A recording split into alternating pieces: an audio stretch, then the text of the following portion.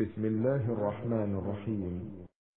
طويل الشوق يبقى في اغترابي، فقير في الحياة من الصحاب، ومن يأمنك يا دنيا الدواهي، تدوسين المصاحب في التراب.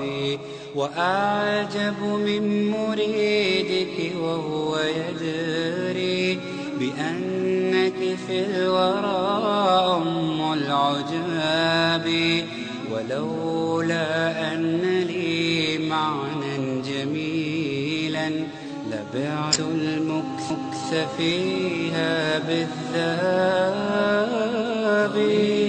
الشوق يبقى في اغترابي، فقير في الحياة من الصحاب، ومن يأمنك يا دنيا الدواهي، تدوسين المصاحب في التراب.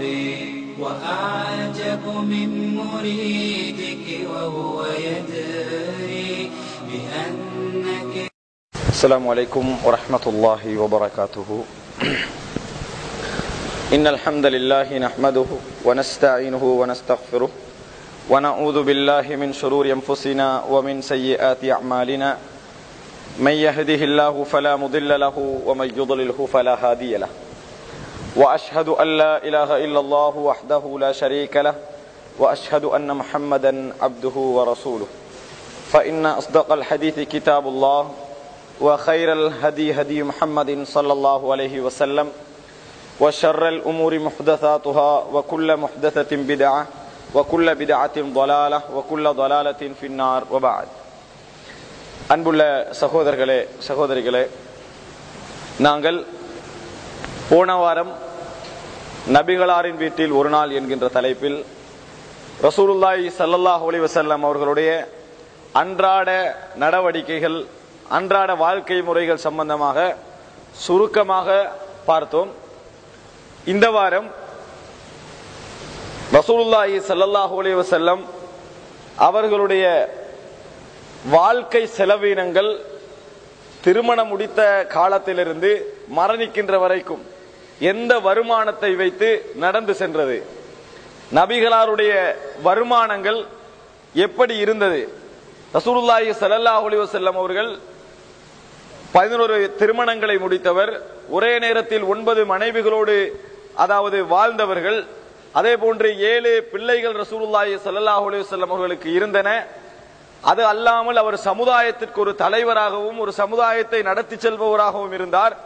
அப்படி இருக்கின்ற நேரத்தில் நிச்சயமாக மற்றவர்களிடத்திலே பொருளாதார உதவியை கேட்டு போவதை விட தலைவர் என்ற அடிப்படையில் அவரிடத்திலே நிறைய மக்கள் என்ன செய்திருப்பார்கள், கேட்டு வந்திருப்பார்கள்.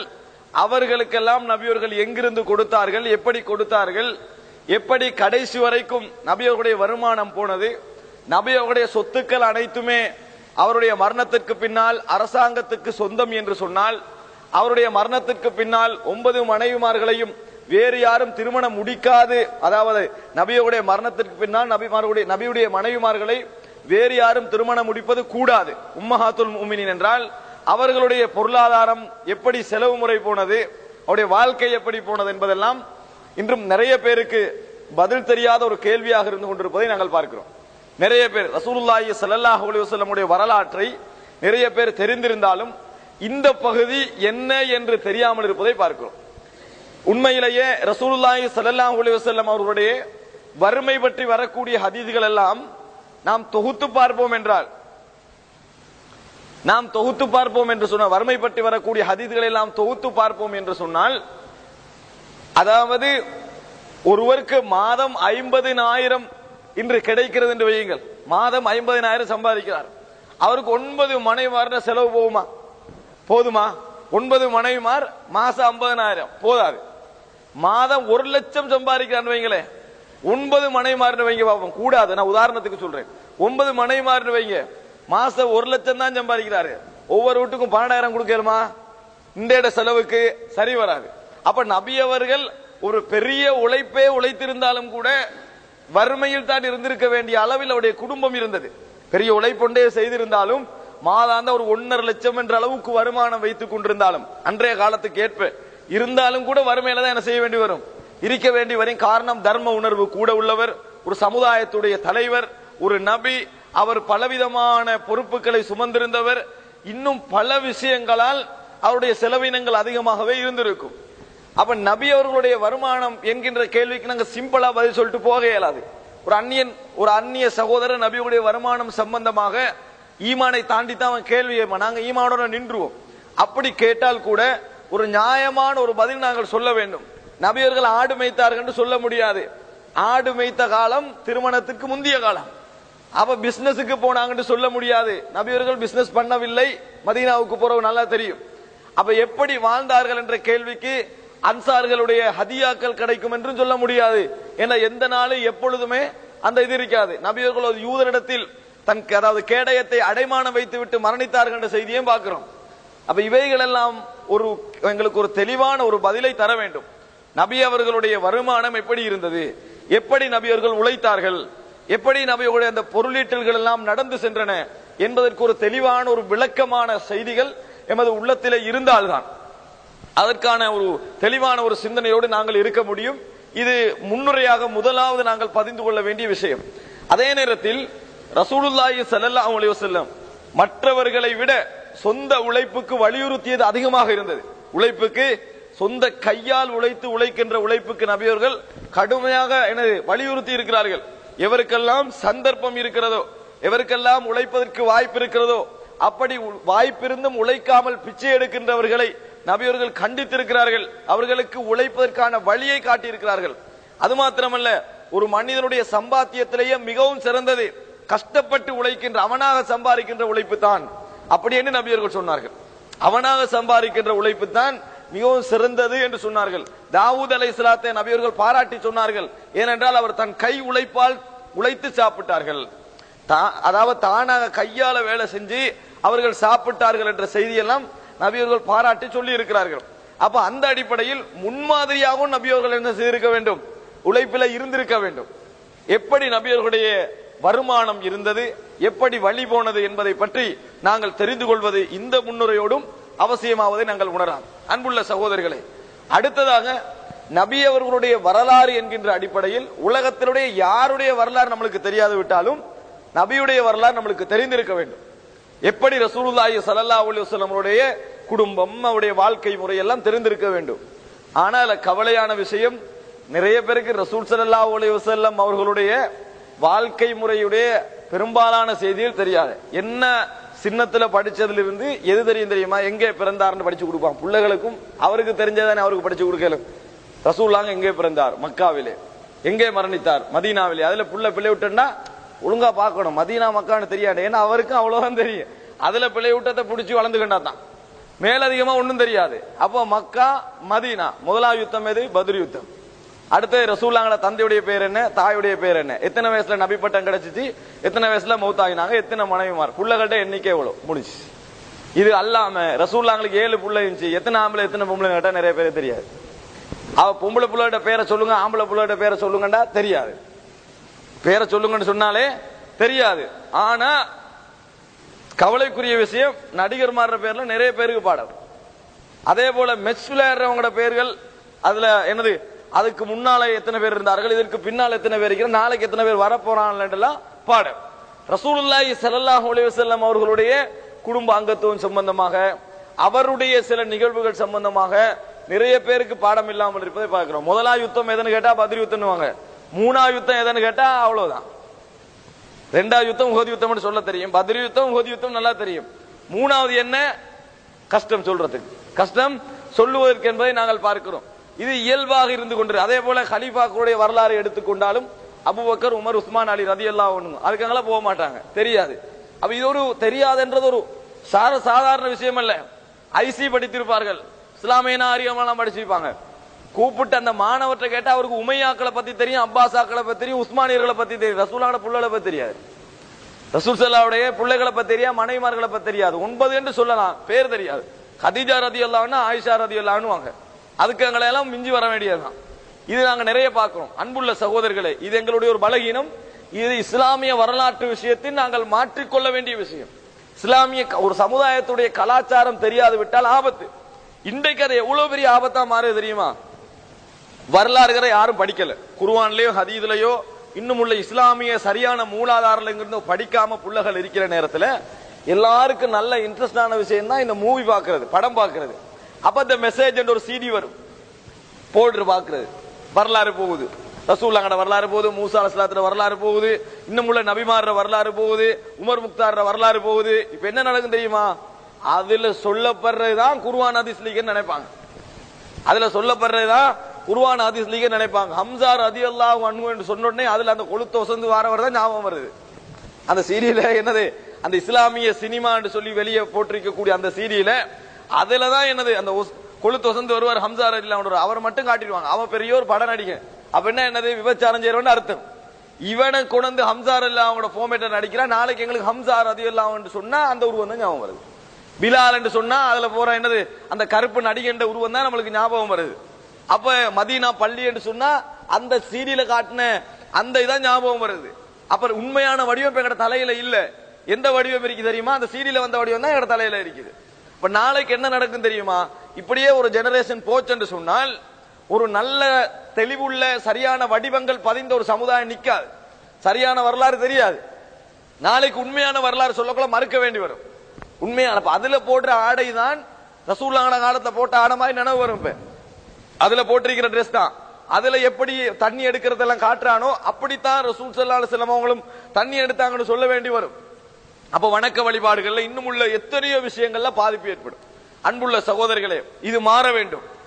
நாங்க எங்கட சமுதாயத்துக்கு பாரதியார் எல்லாத்தையும் விட்டுட்டு கொஞ்ச நாளுக்கு ஔவையார் பாதையார் இவங்கெல்லாம் விட்டுட்டு கொஞ்சம் இஸ்லாமிய வரலாறுகளை முதலாவது ஒரு அடிமனதில் பதிய வைக்கிற பழக்கம் உருவாக வேண்டும். இன்னைக்கு சின்ன பிள்ளைகளுக்கு அதை படிச்சு கொடுக்கிற குறைவு. வீட்டில விளையாட்டோட விளையாட்டா இந்த கதை ஆமை பூனை கதையெல்லாம் விட்டுட்டு கொஞ்ச நேரத்துக்கு எப்ப பார்த்தாலும் அந்த ஆமை கதையும் எலி கதையும் அதெல்லாம் விட்டுட்டு ஒரு நல்ல கொஞ்சம் வரலாறு, தஜ்ஜாலுடைய கதை என்ன, யஜூஜ் மஜூஜ் கதை என்ன, புள்ளல் நல்லா கேட்கும். கௌபாசி என்ற கதை என்ன, ரசூலுல்லாஹ்வோட கதை என்ன வீட்டுல சொல்லி கொடுத்தோம்னா அது எடுபடும். இதை நான் முன்னுரையா சொல்வதற்கு காரணம், நாளை என் சமுதாயத்துடைய கலாச்சார விரும்பியங்கள் சம்பந்தமான சரியான பதிவு இல்லாது விட்டால் நிச்சயமாக ஒரு சிறந்த சிந்தனை உள்ள ஒரு சமுதாயத்தை உருவாக்க முடியாது. இது அடிப்படை மனதில் இருக்க வேண்டும். அன்புள்ள சகோதரர்களே, ரசூலுல்லாஹி ஸல்லல்லாஹு அலைஹி வஸல்லம் அவருடைய வாழ்க்கையை நீங்கள் எடுத்து பார்ப்பீர்கள் என்று சொன்னால் பொருளாதார விஷயத்தில் நபி அவருடைய காலம் எப்படி வருமானம் எப்படி கழிந்தது, எப்படி செலவழித்தார்கள் என்பது சம்பந்தமாக பார்ப்பதென்றால் அதை 3 பகுதிகளாக பிரித்துக் கொள்ள வேண்டும். 3 பகுதிகள். அதில் ஒன்று ரசூலுல்லாஹி ஸல்லல்லாஹு அலைஹி வஸல்லம் இஸ்லாத்தை பிரச்சாரம் செய்வதற்கு முன்னிருந்து பிரச்சாரத்துடைய ஆரம்ப கட்டம் வரைக்கும், அதாவது மதீனாவுக்கு போவதற்கு முந்தைய கட்டம் வரைக்கும் ரசூலுல்லாஹி ஸல்லல்லாஹு அலைஹி வஸல்லம் என்று மதீனாவில் அந்த 40 வருஷத்துக்கு முந்தி இருந்து இஸ்லாமிய பிரச்சாரத்தை ஆரம்பித்து மதீனாவுக்கு போவதற்கு முன்னால் ஹிஜ்ரத்துக்கு முன்னால் உள்ள காலம் வரும் வரைக்கும் நபி அவர்களுடைய வருமான நிலை, ரசூலுல்லாஹி ஸல்லல்லாஹு அலைஹி வஸல்லம் உடைய வருமான நிலை ஒரு பகுதி. இரண்டாவது, மதீனாவுக்கு நபியர்கள் ஹிஜ்ரத் செய்து போன பின்னர் அந்த யுத்தங்கள் ஆரம்பிக்கின்ற வரைக்கும் இஸ்லாமிய சமுதாயத்திலே யுத்தங்கள் பத்ர், உஹது, கந்தக் இது போன்ற யுத்தங்கள் ஆரம்பிக்கின்ற வரைக்கும் நபியர்களுடைய வருமானத்தின் நிலை. மூன்றாவது, யுத்த காலத்திற்கு பின்னால் ரசூலுல்லாஹி ஸல்லல்லாஹு அலைஹி வஸல்லம் உடைய வருமானத்தின் நிலை. மொத்தம் எத்தனை? 3. மொத்தம் 3 பகுதி. 40க்கு முந்தி இருந்து ஹிஜ்ரத்து போகும் வரைக்கும், ஹிஜ்ரத்துக்கு புறவில் இருந்து ஜிஹாது ஆரம்பிக்கின்ற வரைக்கும், ஜிஹாதுடைய காலத்துக்கு பின்னுக்கு இருந்து நபியவர்கள் மரணிக்கின்ற வரைக்கும். இது நபி அவர்களுடைய 3 விதமான நிலைப்பாடுகள். நபி அவர்களுடைய மரணத்திற்கு பின்னால் மனைவிமார்கள் அல்லது அவருடைய பேரர்கள் எப்படி பொருளாதாரம் போனது என்பது 4வது அம்சம். அது இது 3 தான் முக்கியம். 4வது இது படிங்க. இந்த 3ஐயும் தெரிஞ்ச உடனே அந்த 4க்குரிய பதில் தெரிய வந்துடும். அப்ப அன்புள்ள சகோதரர்களே, இப்படி பிரித்து தான் நாங்கள் பார்க்க வேண்டும். அதில் முதலாவது கட்டம் நிறைய தெரிந்திருப்போம் என்றாலும் அதில் சில செய்திகளை சொல்லுகிறேன். மக்கா மக்களுடைய வாழ்க்கை, அவர்கள் வியாபாரிகள். மக்கத்திலே உள்ளவங்க பெரும்பாலும் துஜ்ஜார்கள், வியாபாரிகளாக இருந்தாங்க. இன்னும் சிலர் எப்படி இருந்தாங்கன்னா ஆட்டிடையர்களாக இருந்தார்கள். ஆடு மேய்க்கிறது, ஆட்டிடையர்களாக இருந்தார்கள். ஆனால் பெரும்பாலானவர்கள் வியாபாரிகள் தான். எந்த வியாபாரம்? ஈலாஃபி குரைஷ், அல்லாஹ் தஆலா சொல்றானே, குறைஷிகளுக்கு ஆர்வம் ஊட்டுவதற்காக, ஈலாஃபிஹிம் ரிஹ்லத்தஷ் ஷிதாஇ வஸ்ஸைஃப், மாரிகால கோடைகால பிரயாணத்தில் அவர்களுக்கு ஆர்வம் ஊட்டுவதற்காக, ஃபல்யஅபுது ரப்ப ஹாதல் பைத், அவர்கள் இந்த பைத்துடைய இந்த மக்காவுடைய இறைவனை அவர்கள் வணங்கட்டும். அல்லதி அத்அமஹும் மின் ஜூ வ ஆமனஹும் மின் ஹௌஃப், பசியற்று வாழ ஆகாரத்தையும் பயமற்று வாழ ஒரு பாதுகாப்பையும் அவன் அவர்களுக்கு கொடுத்தான். அல்லாஹ் அங்க ரிஹ்லத்தஷ் ஷிதாஇ வஸ்ஸைஃப், மாரிகால கோடைகால பிரயாணம் என்று சொல்றான். அது என்ன என்று சொன்னா, இவங்க பிரயாணம் அந்த பீரியட்ல செய்யற பிரயாணம் ஒண்டோ மக்கால இருந்து வடக்குக்கு அப்படியே போனா எங்க போகும்? சிரியா. மக்காக்கள வடக்கா போனா இப்ப இந்தியோட சிரியா இல்ல, அண்டையோட சிரியா, ஜோர்தான், லெபனான், பலஸ்தீன் இவைகள்லாம் உள்ளடக்கிய சிரியா, ஷாம், அங்க போவாங்க. சில நேரத்துல பின்னுக்கு கீழே தெற்குல என்ன யமன், யமன், ஓமான், அந்த மாதிரி பிரதேசங்கள் அங்கெல்லாம் போவாங்க. அதனாலதான் ரசூலுல்லாஹ்ங்கட செய்திகள்ல நிறைய வரும் பாருங்க, நீங்க வார டிரெஸ்ஸுகள், அப்படி வர கம்பளிகள், ரசூல் ஸல்லல்லாஹு அலைஹி வஸல்லம் உடைய பட்டாடைகள், அந்த நபியோட காலத்துல இருந்த பட்டாடைகள் தடுத்ததெல்லாம் வருமே, இது போன்ற அத்தனையும் யமனாய் கொண்டு அல்லது சிரியாவாய், யமன் நாட்டாகி யமனியாகி யமன் நாட்டை சேர்ந்ததாகி அல்லது சிரியாவாயிருக்கும். ஒரு சிலதுதான் அபிசீனியாட அல்லது இங்க பஹ்ரைன் அப்படி என்று ஒரு சிலதுதான் இருந்திருக்கும். அப்ப பெரும்பாலும் இவங்க பிரயாணிகளாக வியாபாரிகளாக இருந்தாங்க. அங்கிருந்து கொள்முதல் செய்து கொண்டு வந்து மதீனால விற்கிறது, கொண்டு வந்து மதீனால விற்கிறது, மக்கால விற்கிறது. மக்கால இருந்து எடுத்துட்டு போறதுக்கு ஒண்ணு இல்ல. பிரிட்டிஷ் எல்லாம் ஸ்ரீலங்கா வந்து ஆக்கிரமிச்சோன்னே விட்டுட்டு போறதுக்கு மிச்சம் பாடுபட்டாங்க.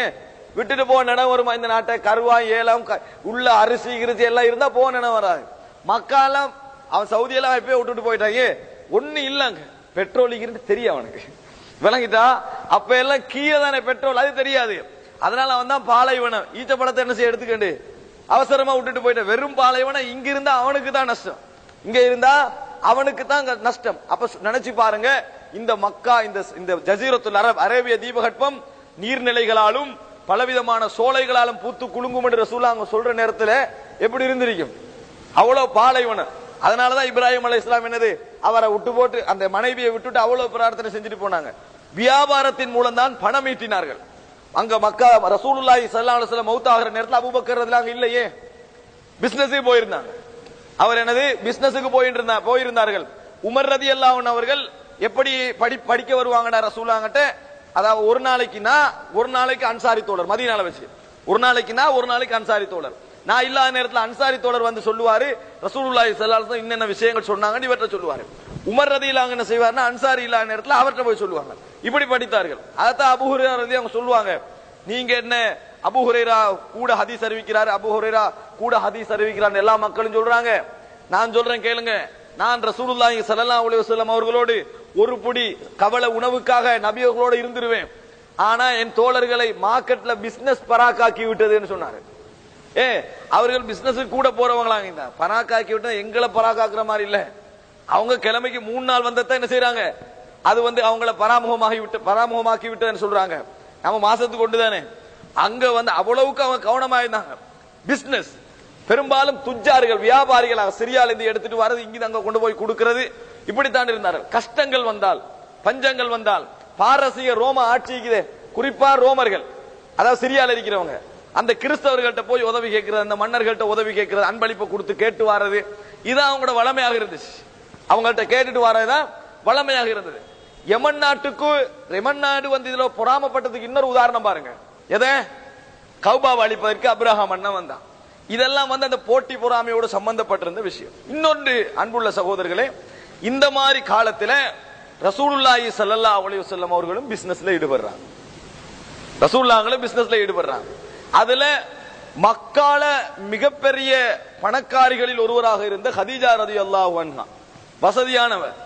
அவ என்ன செய்யறான், இவர நாணயம் நம்பிக்கை எல்லாம் பார்த்து கொள்முதல் செஞ்சுட்டு வருவதற்கு, அதாவது இங்கிருந்து ஒரு பெரிய குரூப் வந்து அவளுக்கு கீழே, எல்லாருக்கும் வாகனம் இருக்காது, ஒட்டகம் 400-500 வைங்கள, எல்லாருக்கும் இருக்காது, பணத்தை கொடுப்பாங்க. அப்ப ஹதீஜா ரலியல்லாஹு அன்ஹா எத்தனை மட்டும் சேரும், உதாரணம் 1 கோடி சேர்ந்து வைங்கள, 1 கோடி அவடையா இருக்காது, நிறைய பேர் இதெல்லாம் சேர்த்து தான் என்ன செய்யும், அது போகும். இதுக்கு நம்பிக்கையான ஆள்கிட்ட கொடுக்கணுமா இல்லையா? அதுக்கு யார கொடுக்கிறது? ரசூலுல்லாஹி ஸல்லல்லாஹு அலைஹி வஸல்லம் கிட்ட கொடுக்கிறாரு முஹம்மது. அப்ப நபி அவர்கள் அதை கொண்டு போய் அதை முறையாக பொருட்கள் எல்லாம் அங்கிருந்து எடுத்துட்டு வந்து நேர்மையாக நடந்து கொண்ட அந்த நேர்மை தான் ஹதீஜா ரலியல்லாஹு அன்ஹா அவர்களை இவரை முடிக்கிறதுக்கு தூண்டியது. அவ்வளவு நேர்மையாக நடந்து கொண்டார். அந்த உண்மை நபியோட அந்த உண்மையான அந்த விஷயம் பிரபல்யமாக இருந்தது. அந்த அளவுக்கு மக்கள் நம்பினார்கள், அந்த அளவுக்கு மக்கள் நம்பினார்கள் நபியோட அந்த நேர்மையை. அப்ப அன்புள்ள சகோதரர்களை, நபி அவர்கள் இந்த வியாபாரத்தில் அவருக்கு ஒரு பெரிய ஒரு வருமானம் கிடைச்சிட்டா இருக்கும். சிரியாவுக்கு போய் அதெல்லாம் முடிச்சிட்டு வாராருன்னா கிட்டத்தட்ட 900 கிலோமீட்டருக்கு அங்கல. அப்ப அதெல்லாம் முடிச்சிட்டு வாராருன்னா ஒரு பெரிய ஒரு வருமானம் ரசூலுல்லாஹி ஸல்லல்லாஹு அலைஹி வஸல்லம் அவர்களுக்கு இருந்துதான் இருக்கும். அந்த வகையில நபி அவர்கள் சம்பாதித்தார்கள். ஒரு முறை மதீனால நபி தோழர்கள் எல்லாம் போயிட்டு இருக்கிற நேரத்துல ஒரு இடத்துல மரம், ஒரு காட்டு பகுதியில மரம் கபாக், அதை என்ன செய்யறாங்கன்னா சஹாபாக்கள் அப்படி அடிச்சு பிச்சுக்கிறாங்க. அந்த ஒரு காட்டு பகுதியில் இருக்கிற மரங்கள்ல பழங்களை பிச்சு சாப்பிடுறேன். நான் அப்ப சொல்ற பெரும்பாலான அத்தனை செய்திகளும் புகாரி முஸ்லிம்ல வரக்கூடியவைகள். அதாவது பருத்து கொண்டிருக்கிறார்கள். அப்ப ரசூலுல்லாஹ் சொல்ற அலைக்கும் பில் அஸ்வதி என்றாங்க, கருப்பு காயா பார்த்து பீங்கன்னு சொல்றாங்க. கருப்பு காயா பார்த்து பிச்செடுங்க என்றாங்க. சஹாபாக்களுக்கு ஆச்சரியமாகி, இந்த மரம் இவருக்கு எப்படி தெரியும், அது போற வழியில் இருக்கிற மரம் இவருக்கு எப்படி தெரியும் என்று அல்லாஹ்வின் தூதரே அகுன்த தர் அல் கனம், நீங்க ஆடு மேய்ச்சவராக இருந்தீங்களா, இதுக்கு முந்தி ஆடு மேய்ச்சிக்கிறீங்களான்னு கேட்கிறாங்க. அப்ப ரசூலுல்லாஹ் சொல்றாங்க சிரிச்சுட்டு, ஆம், நான் மட்டுமல்ல எந்த நபியாக இருந்தாலும் அவர் ஆடு மேய்த்து தான் இருப்பார். உலகத்துல எந்த நபியாக இருந்தாலும் அவர் ஆடு மேய்ச்சப்ப, ஆடு மேய்ச்சவங்களுக்கு தான் காட்டுப்பத்தையில உள்ள மரத்துல பழமெல்லாம் தெரியும். இப்ப நம்மளே காட்டுல கொண்டு விட்டா தெரியுமா, அந்த ஆமணக்க காய் மட்டும் தான் தெரியுமா ஒழிய வேற ஒரு காயும் அதுல என்ன காய் பழுத்த காயெல்லாம் தெரியாது. அவ்வளவுதான். அந்த காட்டுல போய் திண்ணேல்மான்னு சொல்லுவான், திண்ணேல் பண்ணுவான், திண்ணேலாண்டுவான், எல்லாம் எப்பல் பழம் மாதிரி தான் இருக்கும் காய். அப்ப ரசூலுல்லாஹி ஸல்லல்லாஹு அலைஹி வஸல்லம் அதை சொல்றாங்க, அதை பீங்கன்றாங்க. அப்ப நபி அவர்கள் இந்த ஆடு மேய்க்கிற ஒரு அனுபவம் நபி அவர்களுக்கு இருக்க போய் தான் நபி அவர்கள் அதை சொல்றாங்க. அப்ப ஆடு மேய்த்தும் நபி அவர்கள் அந்த காலத்துல சம்பாரிச்சுக்கிறாங்க. அதுல அப்படி வளர்ந்து வியாபாரியா ரசூலுல்லாஹ் மாறிக்கிறாங்க. வியாபாரியா இந்த கண்ட்ராக்ட் எடுத்துட்டு போறது, போய் அதை செஞ்சு கொண்டு வந்து கொடுக்கிறது. இது ரசூலுல்லாஹ்வோட அந்த நேர்மையில கிடைச்சது. அதுல அல்லாஹ் கொடுத்த ரிசல்ட் என்ன தெரியுமா, இப்ப இன்றைக்கு ஒரு ஆள் ஒரு கண்ட்ராக்ட் வேலை செஞ்சு போய் ஒரு பணக்கார பெண்ணை திருமணம் முடிக்கிறார், வசதி உள்ள ஒரு பெண்ணை திருமணம் முடிக்கிறார், மார்க்கத்துக்குரிய காலத்துக்கு முந்தி முடிக்கிறாருன்னா அவரோட வாழ்க்கை செழிப்பா மாறத்தான் செய்யும். அவரோட வாழ்க்கை என்னது, செழிப்பாக மாறத்தான் செய்யும்.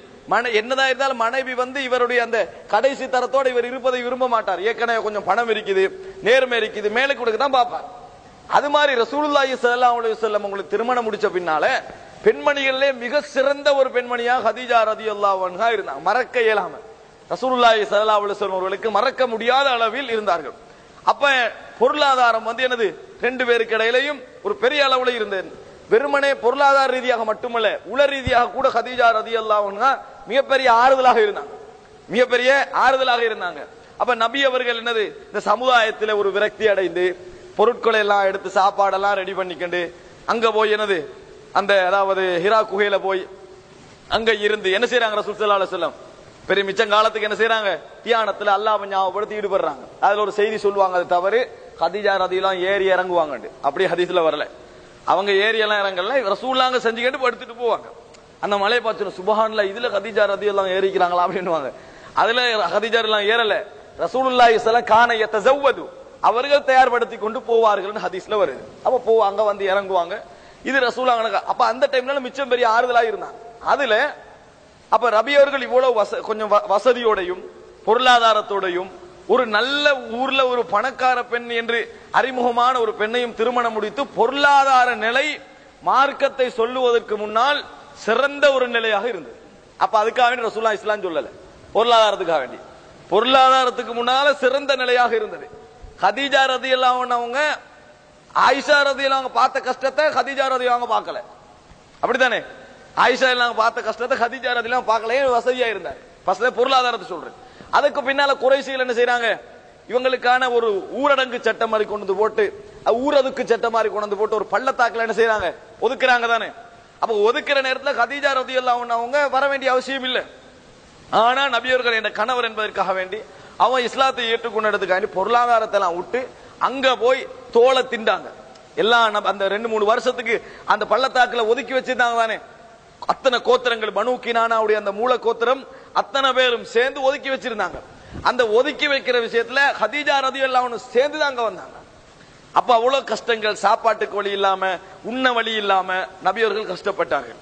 அப்ப நபியுடைய முதலாவது பொருளாதார நிலை சிறந்ததாக இருந்தது. அதை தெரிஞ்சுக்கிறோம். முதல் அம்சம். ரெண்டாவது என்னன்னா ரசூலுல்லாஹ் இப்ப இஸ்லாத்தை சொல்ல ஆரம்பிச்ச உடனே இந்த பள்ளத்தாக்குல ஒதுக்கப்பட்டது எல்லாம் எப்படி ஒதுக்குறாங்க தெரியுமா? அதை விளங்கிக்கொள்ளணும். பனு கினானா ரசூலுல்லாஹ் எந்த வம்சம் என்றா குறைஷி. ரசூலுல்லாஹ் சொல்றாங்க அல்லாஹ் தஆலா இஸ்மாயில் அலைஹிஸ்ஸலாத்தை தேர்ந்தெடுத்தான். இஸ்மாயில் இருந்து பனு கினானாவை தேர்ந்தெடுத்தான். இஸ்மாயில் அலைஹிஸ்ஸலாத்துக்கு 5 பிள்ளை இருந்தேன்னு வைங்களேன், 5 கோத்திரமா மாறும். அல்ல பனு கினானாவை தேர்ந்தெடுத்தான்.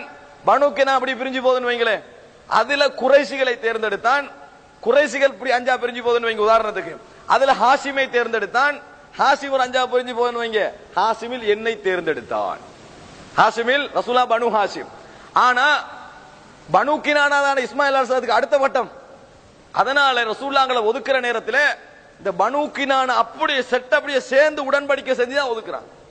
மெயின் கிளை ஹெட் ஆபீஸ் எல்லாரையும் கூட்டி ஒரு முடிவு எடுத்து உங்களை பள்ளத்தாக்குல போடணும்னு முடிவுக்கு வராங்க.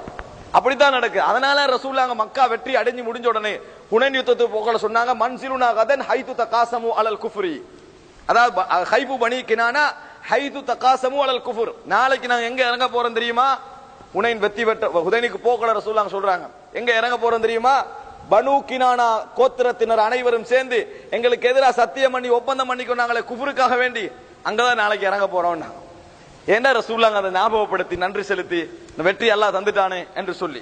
அப்ப அன்புள்ள சகோதரிகளே, முதல் கட்டம். இரண்டாவது கட்டம் என்னன்னு சொன்னால் ரசூலுல்லாஹ் மதீனாவுக்கு போறாங்க. மதீனாவுக்கு போன பின்னால இங்க உள்ள பொருளாதாரம், இங்க உள்ள வீடு, இங்க உள்ள சொத்து, இங்க உள்ள பணம், இங்க உள்ள உடுப்பு எல்லாம் விட்டு தானே போனாங்க. தேவை அதான் ஹிஜ்ரத், எதையும் எடுத்துட்டு போக கூடாது. அவங்க ஒட்டகத்துல போறாங்க, எல்லாத்தையும் துறந்து போறாங்க. அப்ப மதீனாவுக்கு போற நேரத்தில் இது என்ன பூமி? இப்ப நான் சொன்னேன் பிசினஸ், வியாபாரம், அது விவசாயம். எது? மதீனா விவசாயம், ஈத்த மரங்கள் விளைகின்ற பூமி. அங்க விவசாயம் செஞ்சுதான் பழக்கம். அந்த விவசாயங்களை ஏற்றி வேற நாட்டுக்கு போகவே ஒழிய விவசாயிகளா தான் அவங்க இருந்தாங்க. இப்ப அந்த நாட்டுக்கு போறாங்க. அப்ப மதீனா தொற்று நோய் பூமி. மதீனா தொற்று நோய் பூமி. அப்ப அன்புள்ள சகோதரர்கள், இப்ப ரசூலுல்லாஹ் எல்லாம் பேரு மதீனால இறங்குறாங்க. எப்படி மனநிலை எல்லாம் இருந்துச்சு நினைச்சு பாருங்க பாபு. முழு மக்காவை விட்டு மதீனால போய் ரசூலுல்லாஹி ஸல்லல்லாஹு அலைஹி வஸல்லம் அவங்க தோழர்களும் அப்படியே இறங்குறாங்க. இறங்கினா ரசூலுல்லாஹி ஸல்லல்லாஹு அலைஹி வஸல்லம் அவர்களுக்காக அப்ப 2 அல்லது 3 அறைகளை, அதாவது ஆயிஷா ரலியல்லாஹு வைக்கிறாங்க, சௌதா ரலியல்லாஹு வைக்கிறாங்க. 2 பேர் தான் ரசூலுல்லாஹ் அந்த நேரம் முடிச்சிருந்தாங்க. அப்ப இவங்க 2 பேருக்காக வேண்டி 2 வீட்டை ஒரு சின்ன அறை மாதிரி ஓலையால என்ன செய்யறாங்க, ரசூல் ஸல்லல்லாஹு அலைஹி வஸல்லம் கட்டுறாங்க. ஒரு ஆள்ட இடத்துல அவங்க இடம் கொடுத்தாங்க தானே, அந்த இடத்துல ரசூலுல்லாஹி ஸல்லல்லாஹு அலைஹி வஸல்லம் அவர்கள் கட்டுகிறார்கள். அந்த அறையை கட்டிக்கிறாங்க. கட்டி எல்லாம் முடிஞ்ச பின்னால இப்ப என்ன, அந்த மக்கள் பெரிய ஒரு சமுதாயம் 300-400 பேர் வந்திருக்கிறாங்க, ஃபெமிலியா வந்திருக்கிறாங்க. தொழில் என்ன, ஊடு என்ன, வாழ்க்கை என்ன, எப்படி முன்னேறது, வந்தது மார்க்கத்துக்காக வேண்டி எப்படி ஒரு முன்னேற்றம் காண்றது. அந்த நேரத்தில் அன்சாரிகள் செஞ்ச அந்த உதவி இருக்குதானே, அதான் உதவி. அன்சாரிகள் அப்படி உதவி செய்தார்கள். அந்த மாதிரி அதாவது இடத்தை கொடுத்தாங்க, எல்லாத்தையும் பிரிச்சு 2-2 கொடுத்தாங்க. அததான் நீங்க பாருங்க பாப்போம். அப்துல் ரஹ்மான் பின் அவுஃபுக்கு சாதி பின் ரபி நினைக்கிறேன், ரசூல் ஸல்லல்லாஹு அலைஹி தோழமை, சாதி பின் ஹவுலா அல்ல சாதி பின் ரபி, ரசூல் ஸல்லல்லாஹு அலைஹி வஸல்லம் அவங்க தோழமை ஆக்கி விடுறாங்க. தோழமை ஆக்கி விட்ட உடனே அவர் உங்களுக்கு எல்லாத்துலயும் நான் அரவாசி தாரேன் அப்படின்னு சொல்றாரு, உங்களுக்கு பிசினஸ்லயே பங்கு தானே என்றாரு. அப்ப அந்த மக்கா வாசியர் நம்பிக்கை பாருங்க. அப்துல் ரஹ்மான் பின் அவுஃப் என்ன சொன்னார் தெரியுமா? ஜஸாக்கல்லா பாரக்கல்லா, உங்களுக்கு அல்லாஹ் பரக்கத் செய்யட்டும், எனக்கு மார்க்கெட்டை காட்டுங்கன்றாரு. எனக்கு மார்க்கெட்டை மட்டும் காட்டுங்க. காரணம் பிசினஸ்ல அவங்க படிச்சவங்களா இருந்தாங்க. மார்க்கெட்டை காட்டுங்க. கொஞ்ச காலத்தில் அப்துல் ரஹ்மான் பின் அவுஃப் என்னது மார்க்கெட்டுக்குள்ள வியாபாரம் செஞ்சு எல்லாம் முடிஞ்சு ரசூலுல்லாஹ்களை சந்திக்க வராங்க. கடுமையா வாசமாயிக்குது. அப்ப மஹியம் என்றாங்க ரசூலுல்லாஹ், என்ன வாசம் அடிக்குதுன்றாங்க. தஸவ்வஜ்து, கல்யாணம் முடிச்சிட்டான் அல்லாஹ்வின் தூதரேன்றாங்க. எப்படி ஹிஜ்ரத், எப்படி நாங்க எப்படி கேட்போம் தெரியுமா? எல்லாரும் சேர்ந்து ஒண்டாத்தானே மக்காலிந்து வந்தோம், கல்யாணத்துக்கு செல்லப்படாதா அப்படித்தானே கேட்டிருப்போம். எல்லாரும் சேர்ந்து ஊரை விட்டு வரக்குள்ள ஒண்டா வந்தோம், கல்யாணத்துக்கு நீங்க மட்டும் தானே, அப்படி எல்லாம் ஒண்ணும் இல்ல. இஸ்லாம் அப்படி சொல்லல. மஹியம் என்னன்னு கேட்கிறாங்க.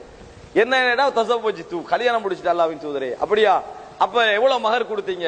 நான் இவ்வளவு நவாத்தும் மின் தஹப், தங்கத்துல கொஞ்சம் இவ்வளவு கொடுத்தேன். நான் எவ்வளவு வசதி கொஞ்சம் தங்கம் கொடுத்தேன், ஒரு 20,000 வைங்கல நம்ம கணக்குல, அதை கொடுத்தேன்றாங்க. ரசூலுல்லாஹ் பாரக்கல்லாஹு லக், அல்லாஹ் உனக்கு பரக்கத் செய்வானாக. அவுலிம் வலவு பிஷார், ஒரு ஆட்டை கொடுத்தா வலிமா கொடுங்க.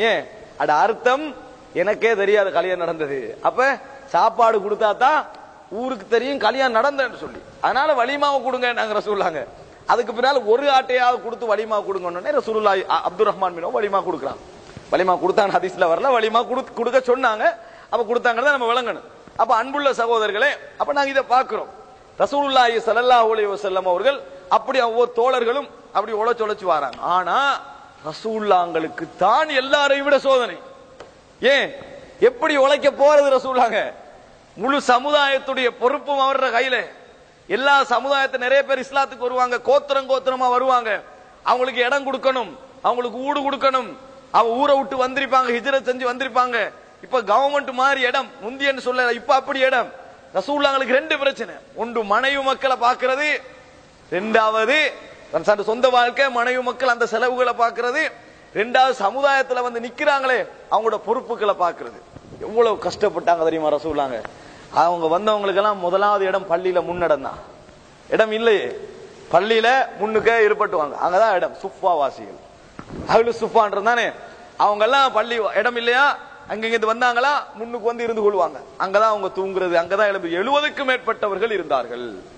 ஒரே நேரத்தில் இருந்தாங்களாண்டா சொல்ல முடியாது, அதாவது ஆனா 70க்கும் மேற்பட்டவர்கள் இருந்தார்கள். ஒரு குறிப்பிட்ட எண்ணிக்கையில அவங்க தான் இருப்பாங்க. அங்க அவங்களுக்கு என்ன செய்வாங்கன்னா, அன்சாரிகள் வந்து ஈச்சம்பழங்களை கொண்டு வந்து கொழுகி விடுவாங்க, அவங்க தின்றதுக்காக, சாப்பிடுறதுக்காக. ரசூலுல்லாஹ் தொழுவுற நேரத்தில எல்லாம் வலது இடதா விழுவாங்க பசி காரணமாக.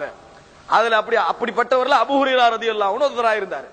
ஆனா அவர் தான் கூடுதலா ஹதீஸ் அறிவிச்சவர், கூடுதலா ஹதீஸ்களை அறிவித்தவர். அப்படி கஷ்டப்பட்டாங்க ரசூலுல்லாஹ். இதனால உருகிக்கண்டே இருந்தாங்க.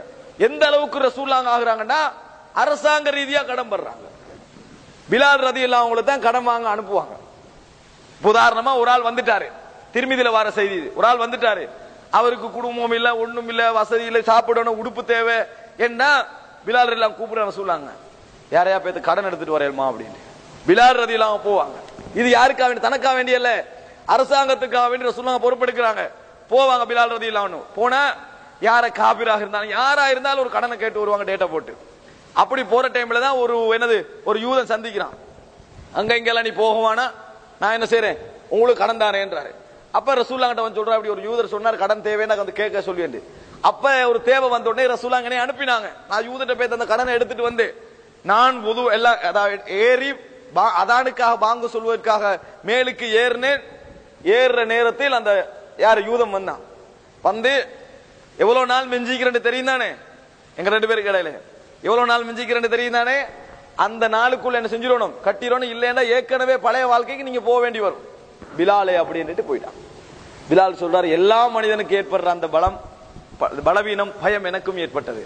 எல்லாம் முடிஞ்சு ரசூலுல்லாஹ் கிட்ட சொன்னேன், எப்படி தெரியுமா, அல்லாஹ்வின் தூதரே, எனக்கும் வசதி இல்லை, உங்களுக்கும் இதை அடைக்கிறதுக்கு வசதி இல்லை, அதனால நான் கொஞ்ச காலம் ஊரை விட்டு ஓடி போறேன், எனக்கு வசதி கிடைச்ச பின்னால நான் வருகிறேன், அதே போல கொடுக்கிறேன். ரசூலுல்லாஹ் ஒன்னும் சொல்லல, வழி இல்ல ரசூலுல்லாஹ்களுக்கு.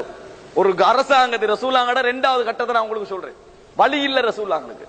அப்ப ரசூலுல்லாஹ் அமைதி ஆகிக்கிறாங்க. பிலால் போறாங்க, சொல்றாரு, பிலால் நான் தூங்கினேன், தூக்கம் போகல, சரியா அதிகால வேலை நெருங்குற நேரத்துல எனது அம்பு ஏடசாம் பொருட்கள் எல்லாம் எடுத்துக்கணும், நான் போறேன். எப்படி இருக்கும், மதீனா விட்டு போனா அவங்களுக்கு, மக்காவை விட்டு மதீனா விட்டு போறாங்க. அப்படி இடையில போறாங்க. போற நேரத்தில் ரசூலுல்லாஹி ஸல்லல்லாஹு அலைஹி வஸல்லம் அவர்களுக்கு ஒருவரிடம் இருந்து அன்பளிப்பு வந்து சேருது, பெரிய ஒரு அமௌண்ட் வந்து சேருது. நாங்க என்னமா எங்க மனிதன் பழக்கம் என்ன தெரியுமா, அப்படி வந்து சேர்ந்தா அவர் போயிட்டாரு தானே, அவர் ஒரு வருஷத்துக்கு பிறகு வருவார், நாங்க இன்ஷால்லா அவரு புற கொடுப்போம் போதா இதை இங்க வேலைகளை பார்ப்போம் அப்படின்னு தான் நினைப்போம். ரசூலுல்லாஹ் முதலாவது ஆள் அனுப்புறாங்க, பிலாலை தேடி முதல்ல ஆள் அனுப்புறாங்க. அப்ப அவர் பின்னால விரட்டிட்டு போய் பிலாலுடைய நிறுத்தி, நபி அவர்கள் உங்களை வர சொல்கிறார்கள். வந்த உடனே ரசூல் ஸல்லல்லாஹு அலைஹி வஸல்லம் சொல்றாங்க, வெளியுள்ள ஒட்டகங்களை பாத்தீங்களா, அதெல்லாம் உங்களோட கடனை அடைக்கத்தான், போய் கொடுத்துட்டு வாங்க, முடியும் வரைக்கும் நான் இங்கிருந்து வீட்டுக்கு போக மாட்டேன்னு சொன்னாங்க.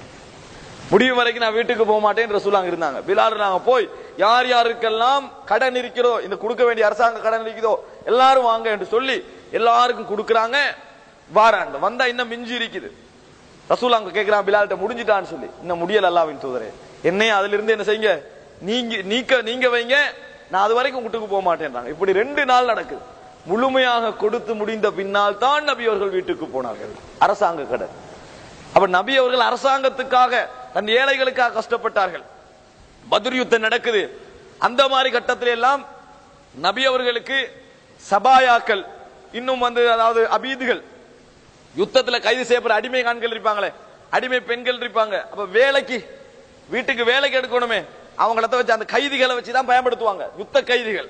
அப்படி பயன்படுத்துற நேரத்துல பாத்திமா ரதியல்லாஹு அவங்க சொல்றாங்க, அலி ரதியல்லாஹு அலியே, இப்படி கொஞ்சம் பேர் என்ன செஞ்சுக்கிறாங்க, ரசூலுல்லாஹ்களுக்கு கண்டு என்னது கிடைத்திருக்கிறார்கள் சில அடிமைகள், அவர்களை கொண்டு போய் நீங்க என்ன செய்யுங்க, அந்த கைதிகளை அவங்கள ஒரு பெண்களை வீட்டுக்கு என்னது வேலைக்கு தர சொல்லுங்க, அல்லாஹ்வுடைய தூது அவர்லாட்டு சொல்லுங்க என்றாங்க. அப்ப அலி ரதியல்லாஹு போறாங்க, மகள் சொல்லி அனுப்புறா மருமகன்ட்ட.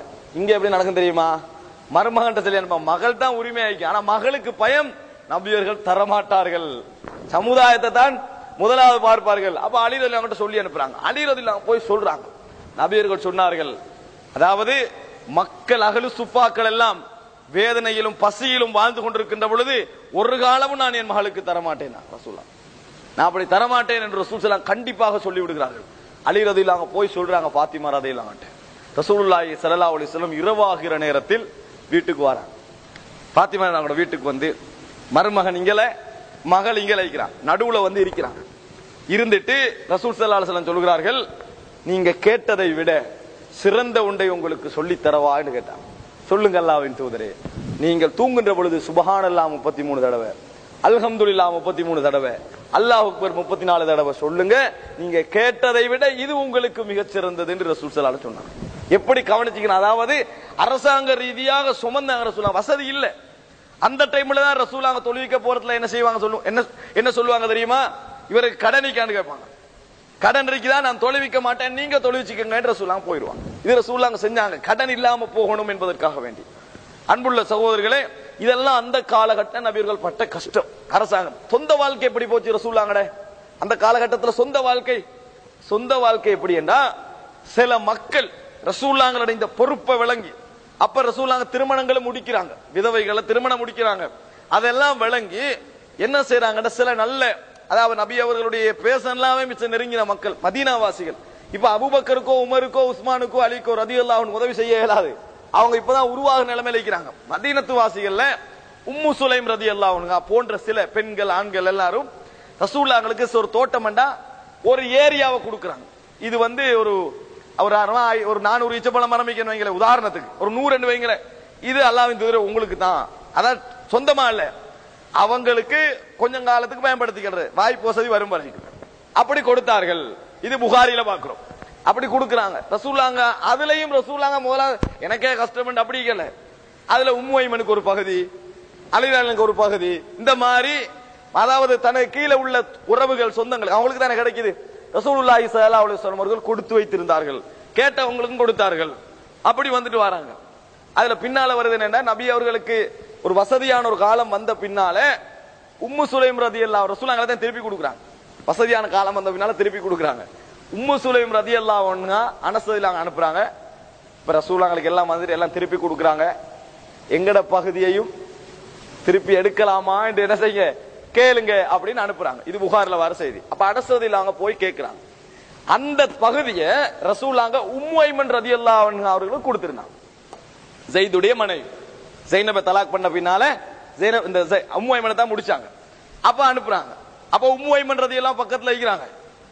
அவ அடிமையாக இருந்து வந்தவ, அவ என்ன செய்யறான், அனஸ் சின்னவ தானே, அப்ப அவக்கு தான் கொடுத்திருக்கிறான், உம்மு ஐமனுக்கு தான். ரசூலுல்லாஹ் அந்த பகுதியை புடவை எடுத்து அனஸ் களத்துல போட்டு இழுத்து சொல்றாங்க, ஒரு நாளும் தரமாட்டேனா, எனக்கு தந்ததை நான் தரமாட்டேன், அல்லாஹ்வின் தூதர் எனக்கு தந்ததை நான் ஒரு நாள் திருப்பி தரமாட்டேன்றாங்க. அப்ப ரசூலுல்லாஹ் சொல்ற உம்மு ஐமனை பார்த்து, உங்களுக்கு நான் இவ்வளவு தாரேன்றாங்க, உங்களுக்கு இவ்வளவு தார சொந்தமோட இவ்வளவு தாரேன்றாங்க, ஒரு நாள் நான் தரமாட்டேன்றாங்க, திருப்பி 2ஆம் முறை உங்களுக்கு இவ்வளவு தாரேன் என்று சொல்லி சொல்லி 10 முறை ரசூலுல்லாஹ் 10 மடங்கு சொல்றாங்க. அப்பதான் சரி, அப்ப நான் திருப்பி கொடுக்கிறேன்னு சொன்னாங்க. அந்த அளவுக்கு ரசூலுல்லாஹ் சொன்ன பின்னா நான் திருப்பி கொடுக்கிறேன்னு சொன்னாங்க. அப்ப ரசூலுல்லாஹி ஸல்லல்லாஹு அலைஹி வஸல்லம் பிற்காலம் கொஞ்சம் சிறந்ததாக இருக்கிறது என்று அதில் விளங்குகிறது. அப்ப அன்புள்ள சகோதரர்களே, இங்க பாருங்க, அப்படி கானத்துர் ரஜுல், அதாவது கானர் ரஜுல் யஜஅலு லின்னபியின் நஹ்லாத் அப்படின்னு புகார்ல வருது, தோட்டங்கள் அப்படி கொடுத்திருந்தார்கள். அப்படி ரசூலுல்லாஹ் அதை பிரிச்சு கொடுத்திருந்தாங்க. இது ஒரு வகையில நபியோட காலம் போனதுக்கான வழி. இரண்டாவது என்னன்னு சொன்னா, கானத்துல் அன்சாரி மனாயிஹ், அதாவது சில அன்சார்களுக்கு மனாயிகள், மனாயிஹ் என்று சொல்றேன்னா ஆடு, அந்த அன்பளிப்பு முறையெல்லாம் இன்றைக்கு இங்க இல்ல. நான் முதல் முறையும் இல்ல, இரண்டாம் முறையும் கொடுத்தா எனக்கு உனக்கு சம்பந்தம் இல்லைன்ற மாதிரி அன்பளிப்பு தான் இருக்குது. இந்த அன்பளிப்பு முறை இல்ல. அதே போல மனாயகன் என்ன தெரியுமா? ஆடு நம்மளுக்கு 10 ஆடு இருக்குன்னா 5 ஆடு பால் கறந்துங்க. நீங்க ஆடு சொந்தம் இல்ல, அவங்களுக்கு மட்டும் பால் கறக்கலாம் அந்த 5 ஆட்டுல. இப்படி இருந்தா ஆட்டை வித்துருவாங்க எங்கட காலத்துல. விளங்கிட்டா? 5 ஆடு அனுப்பி விடுறாங்க ஒரு உதாரணத்துக்கு. இப்படி ரசூலுல்லாஹ்களுக்கு அன்சாரிகள் சிலவங்க ஆடு ஒதுக்கி இருந்தாங்க. அது ரசூலுல்லாஹோட வீட்டுக்கு தலை வரும், ரசூலுல்லாஹ் எடுப்பாங்க, அதை பாலை கறந்துட்டு என்ன செஞ்சிருவாங்க, அனுப்பிடுவாங்க. அன்சாரிகள் கொடுத்திருந்தது. ஏன்னா அப்பதான் ரசூலுல்லாஹோட வீட்டும் கவனிக்கப்பட்டது.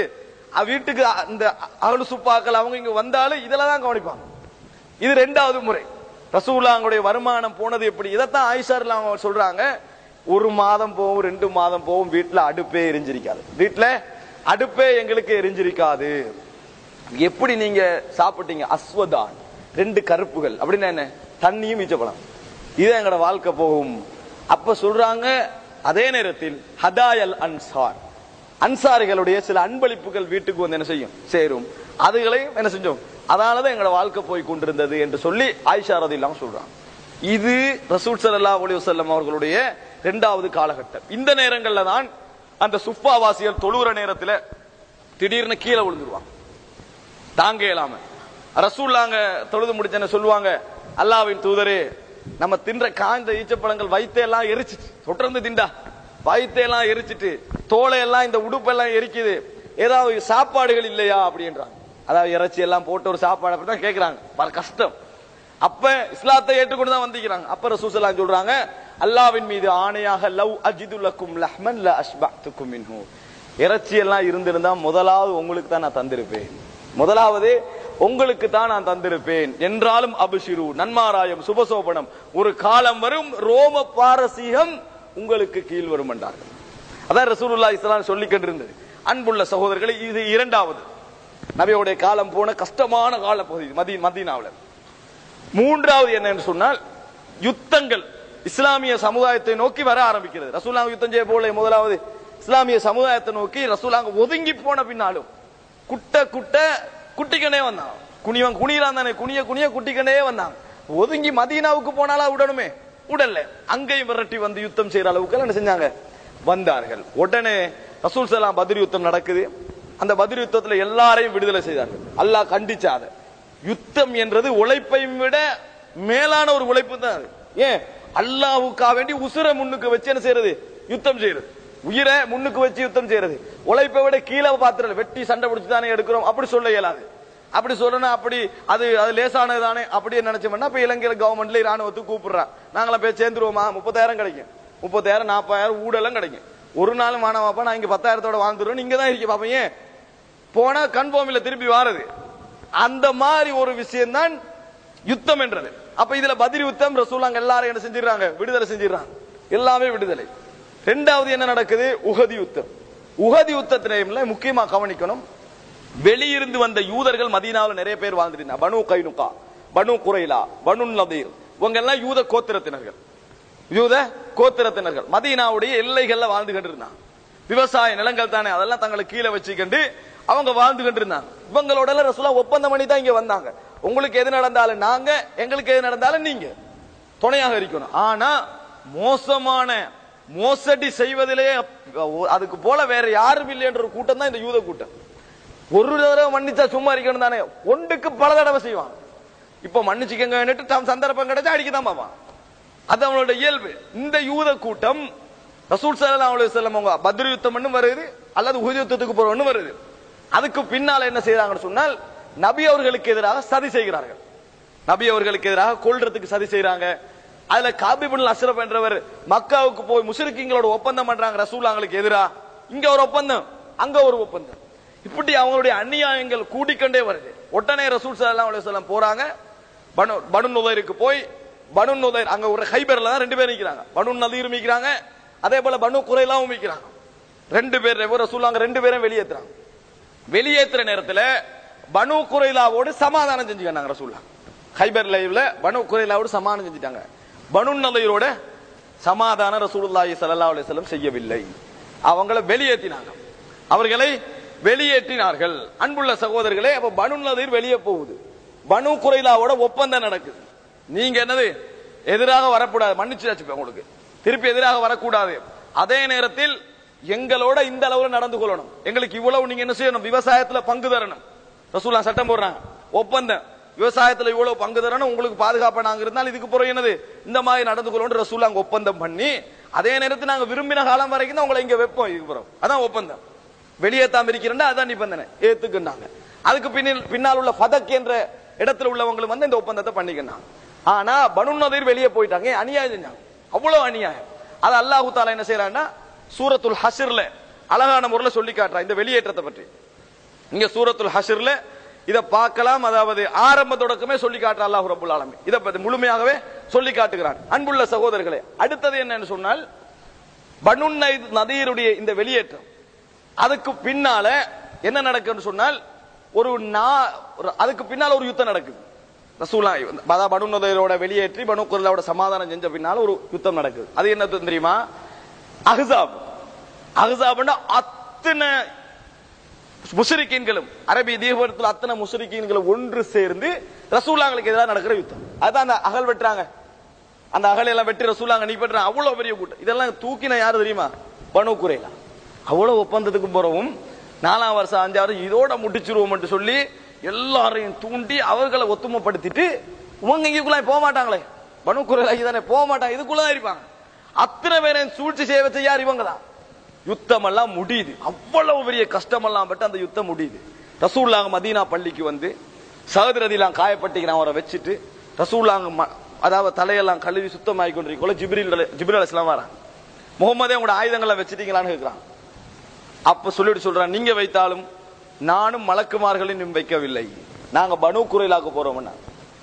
ஏன் இதுக்கு புற வைக்கலாமா? அவங்கள 2ஆம் முறையும் தானே செஞ்சாங்க, இதுக்கு புற வைக்க நாங்க பனு குறைலாக்கு போறோம்னு சொன்னாங்க.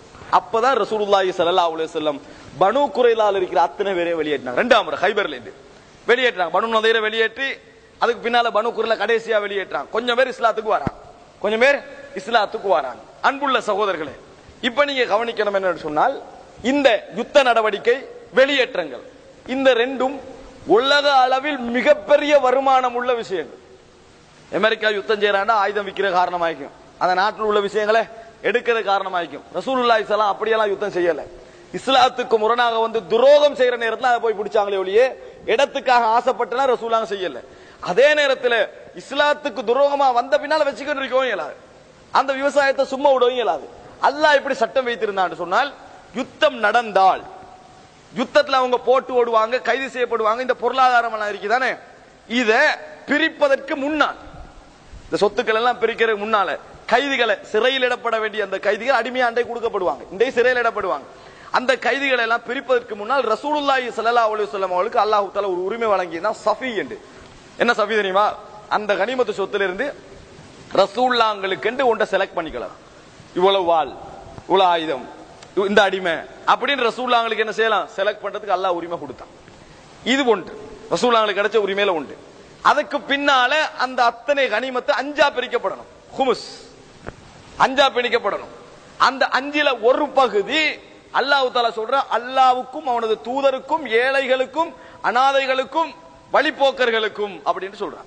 அவன் என்ன தெரியுமா, அந்த 5ல் ஒன்றை எடுத்து அல்லாஹ்வுடைய பாதையில செலவழிச்சிடணும். கஷ்டப்படுறவங்க, அனாதைகள், வறுமையில இருக்கிறவங்க, அவங்களுக்கு என்ன செஞ்சிடணும், அந்த கஷ்டத்தை நீக்க கொடுத்துட வேண்டும். அதுல அல்லாஹ்வுடைய தூதருக்கும் ஒரு பங்கு அதுக்கு பின்னால இருக்கு. 5ல 4 பகுதி யுத்தத்துல கலந்து கொண்டவங்களுக்கு. அதுல குதிரையில வந்தவங்க இருப்பாங்க, நடந்து வந்தவங்க இருப்பாங்க, முன் சப்ளை இருந்தவங்க இருப்பாங்க, கடை சப்ளை இருந்தவங்க இருப்பாங்க. யுத்தத்துல எந்த சப்ளை இருக்கிறவனுக்கு நல்ல சான்ஸ் தெரியுமா? முன் சப்ளை இருந்த பார்ட்டிக்கு தான் எல்லா வகையிலும் பாதிப்பு. ஓடுறாலும் முதலாம் மாற்ற யாரு? அவங்க தான். ஃபைட்னால அவங்க தான் முதலாம் மாற்று. கடைசி வரை நிக்கிறவருக்கு எல்லா வகையிலும் நன்மை தான். திரும்பி அந்த பக்கம் முதலா ஓடணும், அவர் தான் கடைசி நிப்பார், போயிடுவார். அவர் தான் முதலா ஓடுவார். பாதிப்பும் இல்லை, இதுவும் இல்லை. அதனால யுத்தம் வெற்றி பெற்ற அவருக்கு பங்கு குறைவு, முன்வரையில் இருக்கிறவங்களுக்கு பங்கு கூட. அப்படித்தான் இஸ்லாம் வச்சிருக்கு. ரெஜிமெண்ட், இந்த ஆபரேஷன் சப்ஜெக்ட் எல்லாம் இஸ்லாம் அழகா செஞ்சு வச்சிருக்கு. இராணுவ விஷயத்துல அழகா இஸ்லாம் அதை சொல்லித்தான் வச்சிருக்கு. அதனால அதெல்லாம் எடுக்கணும்ன்றான் குர்ஆன்ல இருந்து. இது என்ன மதம், இது இஸ்லாமி ஜிஹாத் எல்லாம் ஏற்கனவே சொல்லி வச்சுக்க, இராணுவத்திலே சிஸ்டம் எல்லாம் சொல்லி வச்சுக்கன்னு சொல்லி. அப்ப இது ஒரு பகுதி. அப்ப நல்லா வழங்க 5ல் ஒரு பகுதி மத்த நாளும் அந்த யுத்தத்துல கலந்து கொண்டவங்களுக்கு. அடுத்த இன்னொரு செக்ஷன் என்னன்னு சொன்னால், எதெல்லாம் முஸ்லிம்கள் யுத்தம் செய்யவில்லையோ அல்லாஹ்வுடைய தூதருடைய மார்க்கத்திற்காக இந்த உலகத்தில் அல்லாஹ்வுடைய மார்க்கத்துக்காக நடந்ததோ அவைகள் அத்தனையும் மொத்தமாக ரசூலுல்லாஹ்வுக்கு சொந்தம். இப்போ உதாரணமா ஹைபர்ல பனு நதீர் அல்லாஹ் குர்ஆன்ல சொல்லி காட்டுகிறான். அதாவது இந்த பனு நதீர்ல நடந்த செய்தி அல்லாஹ் சொல்றான், மா அஃபா அல்லாஹு அலா ரசூலிஹி மின்ஹும், அவர்களில் அல்லாஹு தஆலா தூதருக்கு கொடுத்தது இருக்கிறதே, ஃபமா அவுஜஃப்தும் அலைஹி மின் கைலின் வலா ரிகாபின், நீங்க எந்த குதிரையும் அதற்காக என்ன செய்யல, ஓட்டி யுத்தம் செய்யல, அதுக்காக நீங்க வாகனங்கள்ல ஏறவும் இல்லை, அப்படித்தானே? யுத்தம் நடக்கல, வாள்வெட்டு நடக்கல, யுத்தம் நடக்கல, உயிர் போகல, பாதிக்கப்படல, வெளியேற்ற மட்டும்தான். அதனால உங்களோட எந்த முயற்சியும் அதுல இல்ல, இந்த மார்க்கத்துடைய கொள்கை மட்டும்தான் இருக்குது அவங்க வெளியேறதுக்கு. அதனால அது முழுமையாக யாருக்கு சொந்தம்? அல்லாஹ்வுக்கு சொந்தம். அல்லாஹ் அவருடைய தூதருக்கு தான் செய்யும், அது சொந்தமாகும். அப்ப பனு நதீர் என்கின்ற அந்த பிரதேச பனு நதீருக்கு புவைரா என்று சொல்லக்கூடிய ஒரு பெரிய தோட்டம் இருந்துச்சு. அது அப்படியே ரசூலுல்லாஹ் கைக்கு வருது. அது அப்படியே ரசூலுல்லாஹ்களுக்கு அல்லாஹ் தஆலா சொந்தமாக்குகிறான். கவர்மெண்ட்டுக்கு சொந்தமாக்கின ஒரு பகுதி வேறவா இருக்குது. இது ரசூலுல்லாஹ்களுக்கு அல்லாஹ் தஆலா சொந்தமாக்குகிறான். இது குர்ஆன்ல வலாக்கின்னல்லாஹு யுஸல்லிது ருசுலஹு அலா மையஷா, தன் தூதர்களை தான் நாடியவற்றின் மீது அல்லாஹ் என்ன செய்கிறான், சாட்டுகிறான். அல்லாஹ் தஆலா சொல்றான். இந்த அடிப்படையில் ரசூலுல்லாஹி ஸல்லல்லாஹு அலைஹி வஸல்லம் அவர்களுக்கு அந்த பனு நதீருடைய புவைரா என்ற ஈத்தமல தோட்டம் சொந்தமாகுது. அடுத்ததாக ஹைபர்ல இருந்து வெளியாக்கினாங்களே, இந்த ஹைபர்ல உள்ள பகுதி சொந்தமாகுது. அதே போல ஃபதக் என்ற ஒரு பகுதி ரசூலுல்லாஹ்களுக்கு சொந்தமாக வருது, ரசூல் ஸல்லல்லாஹு அலைஹி வஸல்லம் அவர்களுக்கு சொந்தமாக வருகிறது. இதற்கு பின்னால் சகோதரர்களே, இதெல்லாம் இவங்களுக்கு சொந்தமாகின பின்னால நீங்க பார்க்கலாம், அதாவது இது முழுமையா சொந்தமாகிட்டு ரசூலுல்லாஹி ஸல்லல்லாஹு அலைஹி வஸல்லம் வாழ்க்கையில் மூணாவது கட்டம் இங்கதான் ஆரம்பிக்குது. ஏன்?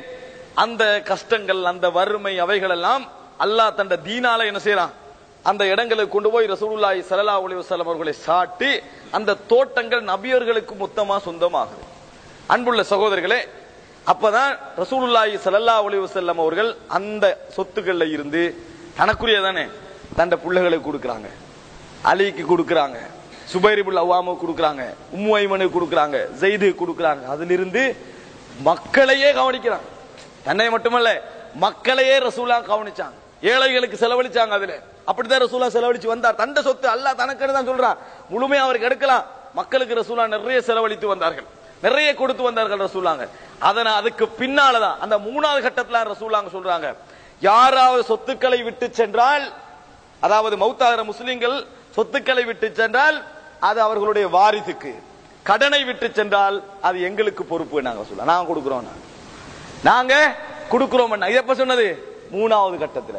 ஃபர்ஸ்ட்டுக்கு தொழிக்க மாட்டேன்னாங்க, மூணாவது கட்டத்துல என்ன சொல்றாங்க, நாங்க பொறுப்புன்றாங்க. இன்றைக்கு கவர்மெண்ட் நம்ம தலையில வைக்குது கடன் நிலத்தையும், நீங்க தான் பொறுப்பு என்று சொல்லி. ஏண்ட கடனுக்கு ரசூலுல்லாஹ் சொல்றாங்க, சொத்தை விட்டு போனா உங்களோட குடும்பத்துக்கு, கடனை விட்டு போனா நாங்க பொறுப்பு. நாங்க ரசூலுல்லாஹ் அவ்வளவுக்கு என்ன செய்து வருமானம் இஸ்லாமிய சமுதாயத்துக்கு வர ஆரம்பிக்குது.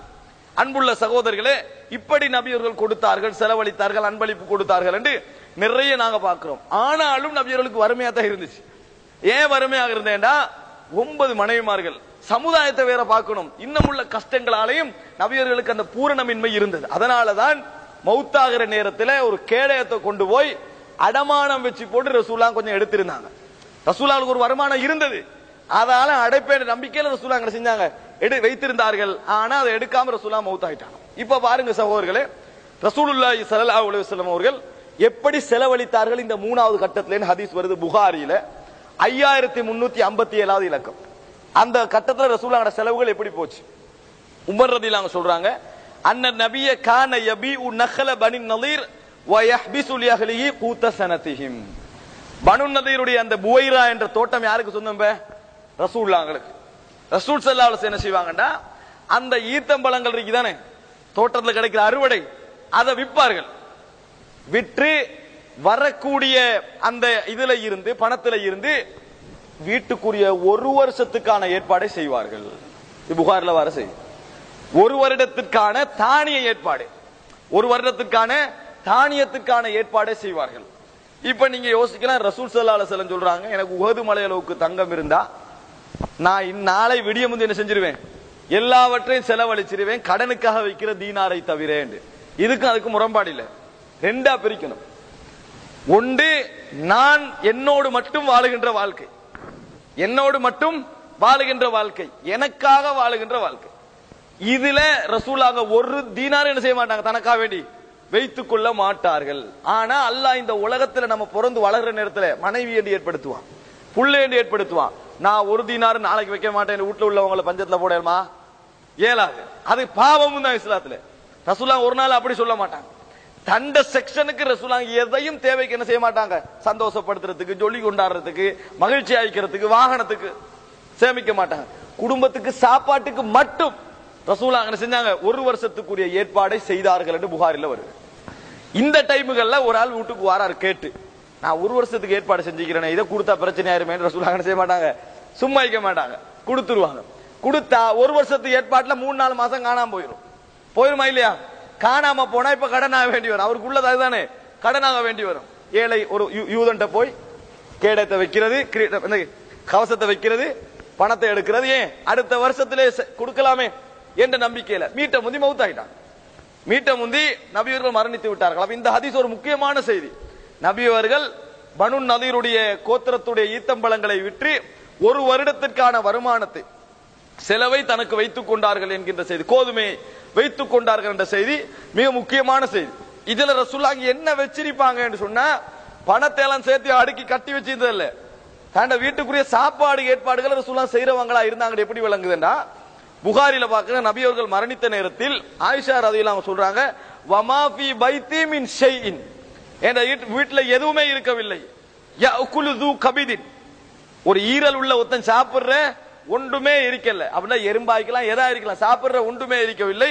இல்லா ஷத்ர ஷஈரின் தீரஃபின், ஒரு தட்டில கொஞ்சம் கோதுமை இருந்துச்சு. அப்ப ரசூலுல்லாஹ் அதைத்தான் என்ன செய்வாங்க, சேர்த்து வைப்பார்கள். அது எல்லாருக்கும் கொடுத்ததுல இவருக்கு இருந்துச்சு. ஒரு வருஷத்தை 9 மனைவிமாரு கொடுக்கணுமே பிரிச்சு, அத்தனை பேருக்கு ரசூலுல்லாஹ் கொடுத்திருந்தார்கள். தன் குடும்பத்தில் உள்ளவங்களுக்கு எல்லாம் கொடுத்தார்கள். அதுல கொஞ்சம் மிஞ்சி இருந்தது. நபியவர்கள் மரணித்த பின்னால் அதுல இருந்து நான் சாப்பிட்டுக்கிட்டே வந்தேன். நிறைய பேருக்கு இப்போ ஒரு 2 கிலோ அரிசி வச்ச மாதிரி நனவு வந்தா, நீங்க ஒரு 4 நாளைக்கு ஆக்கிட்டா உங்களுக்கு சந்தேகம் வரும். 2 கிலோ அரிசி தானே இவ்வளவு வருது, குடும்ப குடிக்கல சந்தேகம் வரும் தானே. குடிச்சிட்டு போல என்ன தொடர்ந்து வந்துட்டே இருக்குது.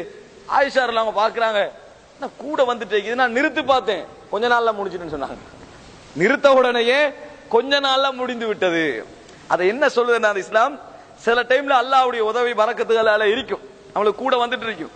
நம்ம அதை நிறுத்தி பார்த்தா இப்ப அளவு கண்டுபிடிச்சாச்சு தானே, சரியா முடிஞ்சிடும், சரியான செஞ்சிடும், முடிந்து விடும். அத ஆயிஷா ரலியல்லாஹு சொல்றாங்க. இது புகாரில வரக்கூடிய செய்தி. அப்ப நபியோட வீட்ல அதான் மிஞ்சி இருந்தது. அப்ப அன்புள்ள சகோதரர்களே, இது உண்டு. இது ரசூலுல்லாஹி ஸல்லல்லாஹு அலைஹி வஸல்லம் காலம், கடைசி காலம் அப்படித்தான் ஓடியது. இது உங்களுக்கு அது விளங்கிக்கும். ஃபதக், பனு நதீர், அதே போல ஹைபரில் இருந்து வருடத்துக்கான செலவுகளை ரசூல் ஸல்லல்லாஹு அலைஹி வஸல்லம் செய்து கொண்டிருந்தார்கள். மௌத்தாகிற நேரத்தில் நபி அவர்கள் சொன்னார்கள், நான் மௌத்தாகிவிட்டால் இன்னா மாஷருல் அம்பியா, அதாவது மஹஷருல் அம்பியா, நாங்க நபிமார்கள், லா நூர, நாங்க எங்கட சொத்துக்கள் யாருக்கும் வராதத்தாக போகாது, யாருக்கும் வர. நம்ம சொல்லுவோமா, ரசூல் ஸல்லல்லாஹு அலைஹி வஸல்லம் சொல்லக்கொள்ள அப்படி ஒன்றுமே இல்லாட்டி இதை சொல்லி அர்த்தம் இல்ல தானே. ரசூல் அவங்களுக்கு ஒன்றுமே இல்லைன்னு வைங்களே, பனு நதீரும் இல்ல, பனு குடைலாவும் இல்ல, பதக்கும் இல்ல, நாங்க விட்டுட்டு போற எதுவும் யாருக்கும் சொந்தமாகாதன்னா, சொந்தமாறதுக்கு ஒன்னும் விட்டுட்டு போகலன்னு கேட்டுருவாங்க, ஒன்னும் இல்லையே. அப்ப அப்படி யாருக்கும் சொல்லலாமே நினைக்கலாம். பெண்ணா பெரிய தோட்டம் இருக்குது, எல்லாம் இருக்குது. ரசூல் நாங்க சொல்றாங்க, நான் மௌத்தாகினால் அது யாருக்கும் சொந்தம் இல்லை, கவர்மெண்ட்டுக்கு தான்ன்றாங்க. அது கவர்மெண்ட்டுக்கு தான், என் குடும்பத்துக்கு வராசத்தாக போகாது என்று சொன்னார்கள். அதே நேரத்தில் ரசூலுல்லாஹி ஸல்லல்லாஹு அலைஹி வஸல்லம் சொன்னார்கள், புகாரிலே வருகிறது 6729, மனைவிக்கான செலவுகள் என்ன, லா யக்தஸிமு வரஸதி தீனாரன், எனது குடும்பத்தில் யாராக இருந்தாலும் சரி, வாரிசுகள் அனைவரும் தீனார்களை பங்கு போடக்கூடாது, தீனார்களை பங்கு போடக்கூடாது. மா தரக்து பஅதி, நான் எதையெல்லாம் விட்டு செல்கிறேனோ, மா தரக்து பஅத நஃபகத்தி நிசாஇ வ முஅனதி ஆமிலி, என்ற மனைவிமார்களுடைய செலவுகளுக்கு போக, மனைவிமார்களுடைய செலவுகள் போக, அதே போல ஆமிலி ஹலீஃபாவுடைய செலவுகள் போக, மற்ற அனைத்தும் தர்மமாகும் ரசூலுல்லாஹ். விளங்கிட்டா உங்களுக்கு? மனைவிமாருடைய செலவுகள் போக, ஹலீஃபாவுடைய செலவு போக, மற்ற அனைத்தும் தர்மம் என்ன தெரியுமா? ரசூலுல்லாஹ்வுடைய இந்த 3 இட சொத்தும் யாருக்கு போய் சேரும்? கவர்மெண்ட்டுக்கு போய் சேரும். கவர்மெண்ட் கடமை என்னன்னா, இவர்களுக்கு செலவு கொடுக்கிறது. யாருக்கு? ரசூலுல்லாஹ்வுடைய ஃபேமிலிக்கு செலவு கொடுக்கிறது. என்ன செலவு? சாப்பிடுறதுக்கு மட்டும், அவசிய உடைக்கு மட்டும், வேற எதுவும் இல்லைங்க. கொண்டாட்டம் அது இது அவசியமா அத்தியாவசியம் இருக்குது, அது கொடுக்கணும். ஹலீஃபாவுக்கும் அந்த சொத்துல என்ன செய்யலாம், அவருடைய செலவு போறதுக்கு எடுக்கலாம். அது ரெண்டு போக மிஞ்சதெல்லாம் ஏழைகளுக்கு கொடுக்கணும் சொல்றாங்க. அப்படித்தான் தொடர்ந்து அந்த நிர்வாகம் நடந்து கொண்டிருக்கணும். அந்த இடத்துடைய நிர்வாகம் அப்படித்தான் நடந்து கொண்டிருக்கணும். நல்லா ஞாபகம் வச்சுக்கோங்க. என் மனைவிக்குரிய செலவுகள், மனைவிமார்களுக்குரிய செலவுகள், அடுத்ததாக கவர்மெண்டுடைய ஹலீஃபாவுடைய செலவு, இது போக மத்த அனைத்தும் தர்மம் என்று ரசூலுல்லாஹி ஸல்லல்லாஹு அலைஹி வஸல்லம் சொன்னாங்க. கவர்மெண்ட் கொடுத்துட்டு இருக்கணும். அப்ப ரசூல் ஸல்லல்லாஹு அலைஹி வஸல்லம் அவங்களோட வாழ்ற காலத்துல யார் யாருக்கு கொடுத்தாங்களோ அதுவும் ஹலீஃபா கொடுப்பாரு. ரசூலுல்லாஹோட மனைவிக்கு செலவாயின மாதிரி ஹலீஃபா செலவழிப்பாரு.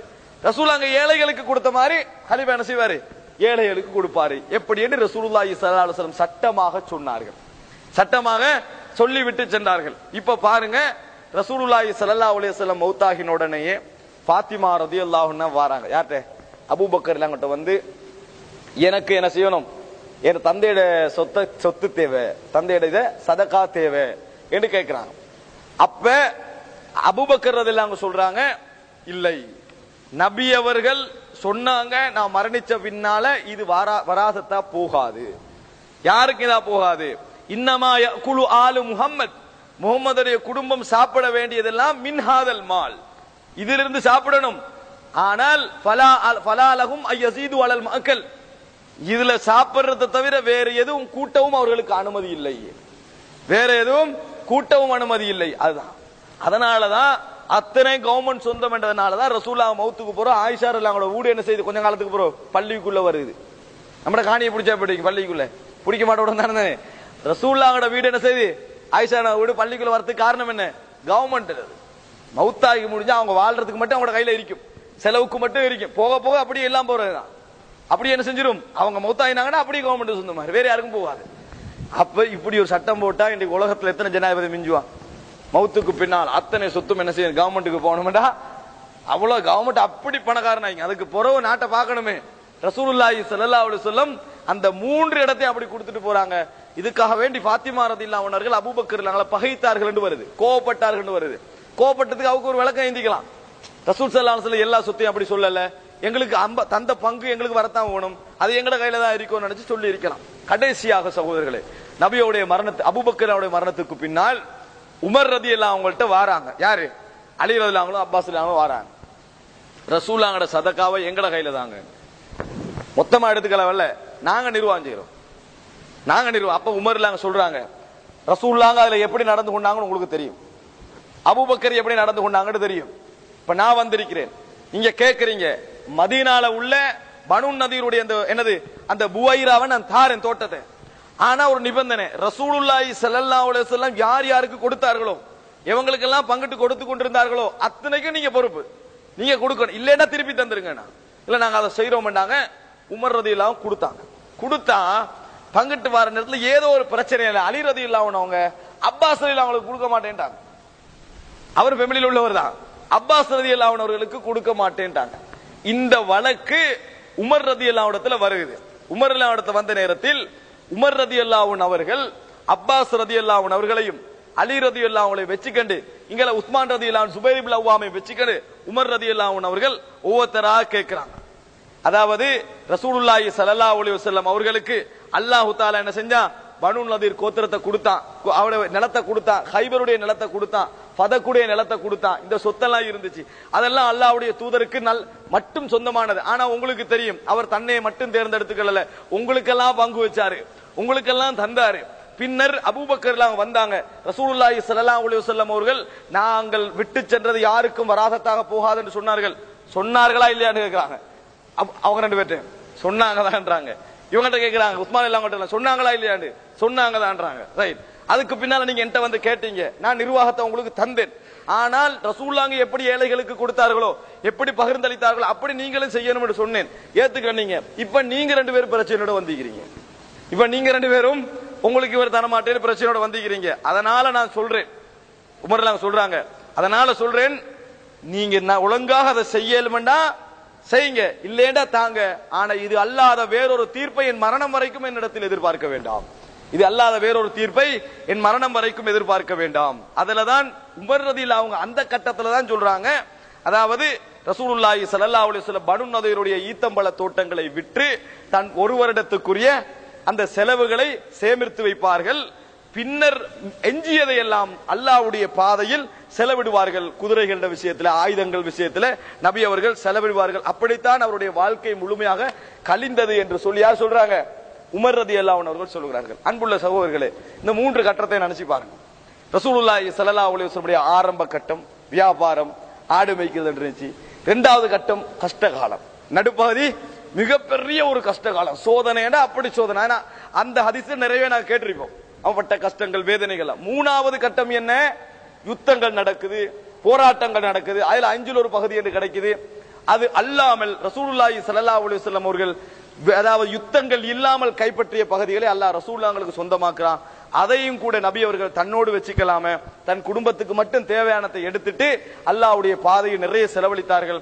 மௌத்தோடு தன் குடும்பத்துடைய சாப்பாட்டு உடுப்பு செலவை தவிர மத்த அத்தனையும் என்ன செஞ்சிடணும்? அத ஹலீஃபாவுடைய செலவை தவிர மத்த அத்தனையும் கவர்மெண்ட் வந்து தர்மம் செய்ய வேண்டும் என்று ரசூல் ஸல்லல்லாஹு அலைஹி வஸல்லம் சொன்னார்கள். ஆனா யாருடைய நிர்வாகத்துக்கு கீழே? கவர்மெண்டுடைய நிர்வாகத்துக்கு கீழே நபியர்கள் சொன்னார்கள். இதுதான் நபியுடைய வாழ்க்கை போனது. இப்போ உங்களுக்கு விளங்கிக்கலாம், 3ஆம் வருஷத்துல இருந்து ரசூலுல்லாஹ்வோட வருஷ கணக்கு தான் செஞ்சிருக்குது. 3, 4, 5, 6, 7, 8, 9, 10 கிட்டத்தட்ட 8 வருஷங்கள் ரசூலுல்லாஹ்வோட பொருளாதார முறை எப்படி போனதுன்னு நீங்க என்ன செஞ்சிருப்பீங்க? இப்ப புரிந்து கொண்டிருப்பீர்கள். அன்புள்ள சகோதரர்களே, இதை நான் இலக்கங்களோடும் ஆதாரங்களோடும் முன் வச்ச காரணம், நபி அவர்களுடைய பொருளாதார முறை, வாழ்க்கையுடைய செலவு எப்படி போனது என்ற ஒரு தெளிவான ஒரு வடிவம் எங்களுடைய உள்ளத்தில் என்ன செய்யணும் இருக்க வேண்டும் என்பதற்காகத்தான் இதை நான் உங்களுக்கு என்ன செய்தேன் சுருக்கமாக